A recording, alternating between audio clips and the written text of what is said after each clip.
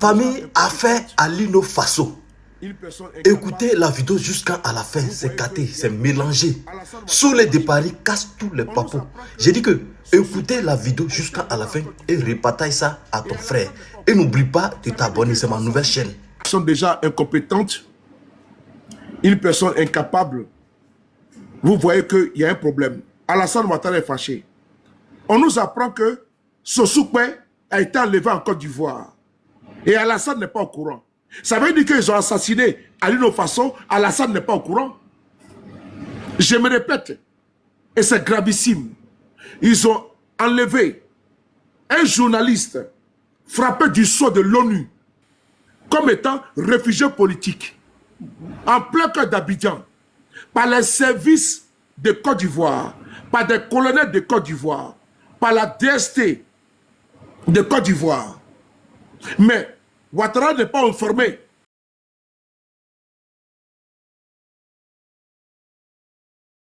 Ouattara n'était pas au courant. Devait maintenant blanchir. Puisqu'on va lire l'article. Bénin, Côte d'Ivoire.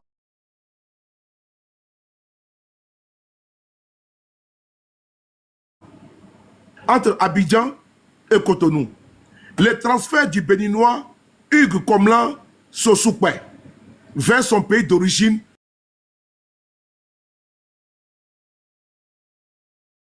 il veut dire la colère, qui n'était pas informé de l'opération. Un officier de gendarmerie ivoirien a été mis aux arrêts dans cette affaire. Publié le 29 juillet 2025 à 16h40 GMT, lecture 3 minutes. Le chef de l'État ivoirien, Alassane Ouattara, ne décollait pas contre son homologue béninois après l'opération d'extradition du journaliste Hugues Komlan Sossoukwe. Il a téléphoné à Patrice Talon pour lui faire part de son mécontentement. Selon Abidjan, l'opération a été menée à l'insu des services de renseignement et avec la possible complicité de plusieurs de ses cadres. Le 10 juillet, le Bénin a déployé les grands moyens pour l'arrestation d'Hugues Komlan Sossoukwe avec l'affrètement d'un vol spécial et le déplacement à Abidjan du directeur général de la police béninoise, Brice Kokou Alowanou, et de Waonilo Medegan Falga, directeur général du Centre national d'investigation, en abrégé CENIN. Le transfert du journaliste vers le Bénin s'est effectué le 11 juillet, en pleine journée. La délégation béninoise s'est présentée à l'hôtel Palm Club, propriété du Fonds de prévoyance militaire. Je répète encore, propriété des fonds de prévoyance militaire, d'où l'armée de Côte d'Ivoire, dans le quartier de Cocody, pour tenter d'amener Manu Militari, le journaliste qui a alors résisté. Devant le remue-ménage, la direction de l'hôtel a contacté les autorités ivoiriennes qui ont dépêché sur place le lieutenant-colonel Issa, commandant de la brigade de sécurité de la gendarmerie nationale.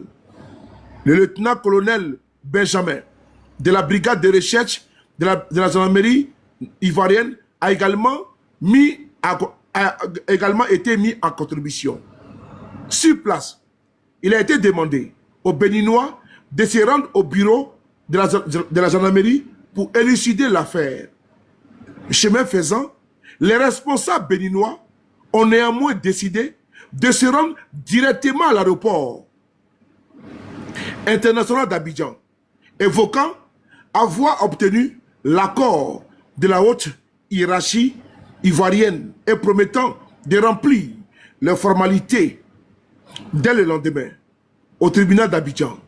Une fois le journaliste transféré à Cotonou, quelques membres de la délégation béninoise, dont Ouanilo Medenga Fagla, restés sur place, se sont rendus au tribunal d'Abidjan Plateau le 12 juillet. Cependant, Ils n'ont pas pu rencontrer le procureur de la République, Oumar Brahman Kone. Lors de cette opération, les autorités béninoises avaient bien saisi Téné Birahima Ouattara. Écoutez bien ces paragraphes-là.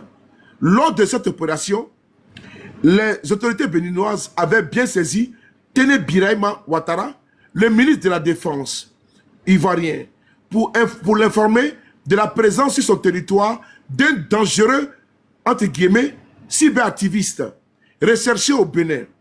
En réponse, le ministre de la Défense avait mis en place un dispositif pour suivre Hugues Komlan Sossoukwe durant son séjour dans la capitale économique ivoirienne.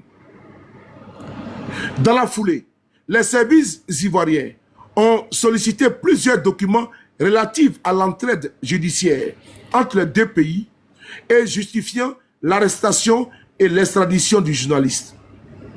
Une doléance à laquelle la partie béninoise a répondu à minima.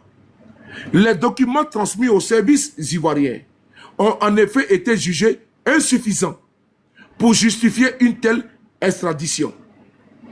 D'autant plus qu'Hugues Sossoukwe bénéficiait d'un statut d'exilé et de réfugié politique sous protection des Nations Unies et était à ce titre inextradable aux yeux des autorités ivoiriennes. À la présidence, le dossier est suivi par Aboulaye Touré. Des premières sanctions disciplinaires ont d'ores et déjà été prises par le commandant supérieur de la gendarmerie concernant les éventuelles complicités dont aurait bénéficié Cotonou dans cette opération, désormais ouvertement qualifiée d'illégale.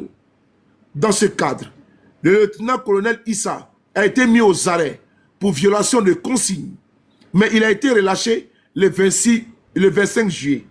L'officier avait été coopté par sa hiérarchie pour obtenir le prix d'excellence de la gendarmerie nationale. Écrit et relaté par Africa Intelligence.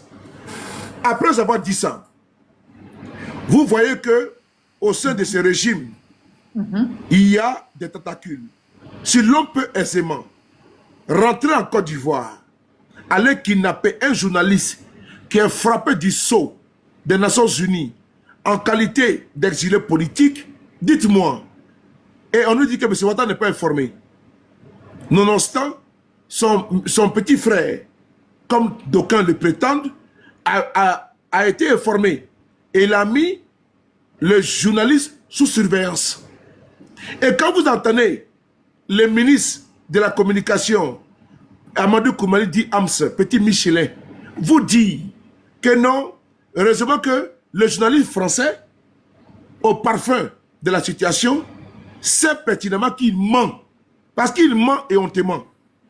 Parce que dans l'article du journal Africa Intelligence, effectivement, ils n'ont pas causé le procureur. Des Béninois sont venus en Côte d'Ivoire en complicité avec des membres des forces de sécurité.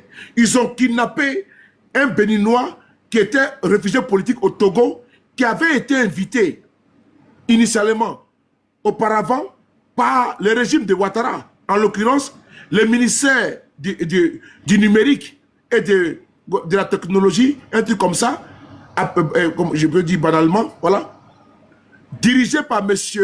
Khalil Konaté, qui est le président du conseil régional du handball. Donc c'est eux qui ont envoyé une lettre, une invitation en bonne et due forme à ce monsieur. Ils savaient pertinemment que ce monsieur était réfugié politique. Et donc, pour moi, quand j'ai fait une similitude entre le cas de Alino Faso, mais Alino Faso a été tué. Il a été tué. Parce que Ouattara ne maîtrise rien. Il ne maîtrise rien. Donc, quelqu'un peut se lever. Normalement, dans un état de droit, il doit y avoir des sanctions. Comment écoutez même le discours du papa du gouvernement. Il dit que Alino Faso a été mis dans cet endroit, à cet endroit, pour raison de sécurité. On écoute ensemble, s'il vous plaît, partagez la vidéo et tapotez. On écoute ensemble. On écoute ensemble. C'est de M. Alain. Partagez, s'il vous plaît. Modérateur, tu es fort. Bravo à toi. L'occupation porte sur le décès de M. Alain Traoré, dit Alino Faso, qui était détenu depuis quelques mois à l'école de gendarmerie. Monsieur le ministre, quel était le fondement juridique de son maintien en détention à l'école de gendarmerie et non dans un lieu de détention classique? Ma deuxième préoccupation, le gouvernement ivoirien envisage-t-il de répondre à la demande de rapatriement du corps de Alino Faso? Ma troisième préoccupation, le gouvernement burkinabé a, dans un communiqué publié le 28 juillet, appelé la Côte d'Ivoire à une transparence totale dans la gestion de l'affaire. Est-ce que le gouvernement ivoirien va diligenter une enquête indépendante sur la mort d'Alino Faso? Merci, monsieur.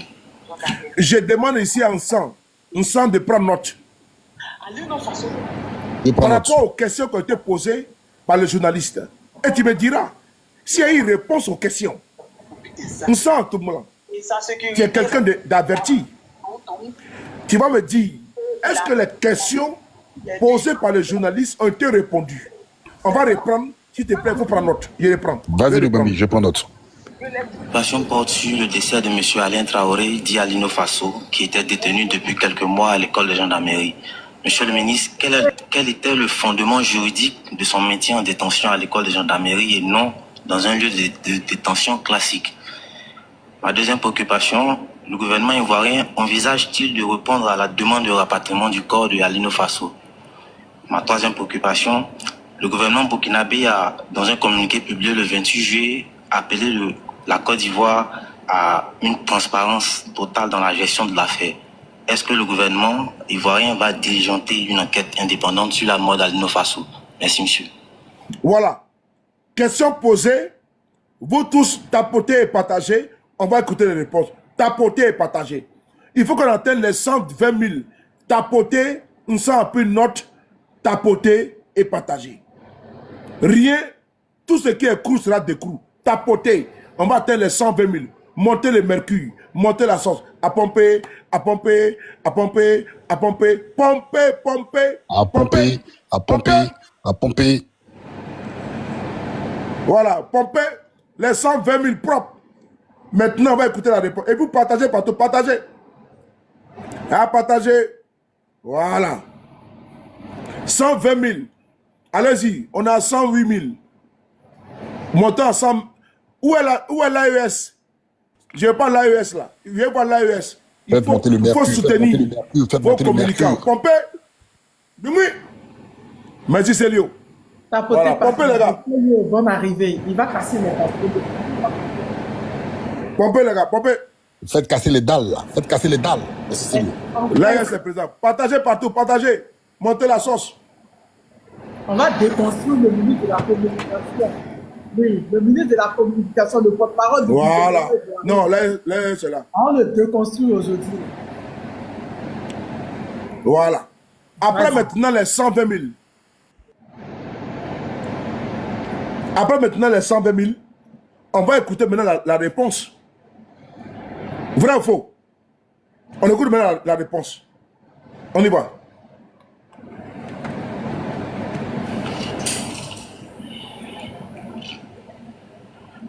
Premièrement, ce que je voudrais dire, c'est que M. Traoré n'est pas la première personne qui aura séjourné à l'école de gendarmerie, où nous savons très bien que pour diverses raisons, nous amenons parfois certaines personnes qui figurent dans ce lieu de détention. Ça permet donc, je dirais, d'assurer leur sécurité essentiellement. Et dans le cadre des procédures, vous devez savoir que nous pouvons, grâce à des décisions du procureur, maintenir certaines personnes en détention pendant toute la période de la procédure. Donc l'instruction était en cours. Alino Faso était en détention à l'école de gendarmerie. Pour le reste, nous nous en tenons au communiqué du procureur de la République. Ce communiqué du procureur est assez clair. Nous sommes un pays sérieux et le procureur reste quand même une personne assermentée et son communiqué est très clair sur les circonstances. Nous ne voyons pas donc pourquoi demander plus de transparence que cela. Ce serait remettre en doute nos institutions. Ce serait remettre en cause la transparence de nos institutions. Je le dis et je le répète, le chef de l'État a réussi à mettre en place toutes les institutions de notre pays. Il a assuré à la justice son indépendance en refusant désormais d'assurer la présidence du Conseil supérieur de la magistrature, qui est assurée par un magistrat. Tout cela pour garantir cette indépendance de la justice. Nous avons une justice qui est indépendante. Après, nous avons des relations diplomatiques. Très certainement, le ministère des Affaires étrangères va saisir donc les autorités diplomatiques burkinabées pour la suite de cette affaire. Mais pour l'heure, nous nous en tenons au communiqué du procureur de la République qui a été suffisamment clair sur le décès de M. Traoré. Je voudrais regretter ce décès. C'est une personne humaine.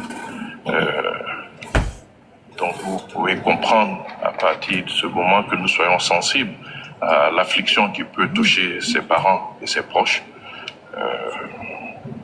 Nous sommes désolés pour ce décès, mais je veux dire que tout a été fait dans les normes. Ok.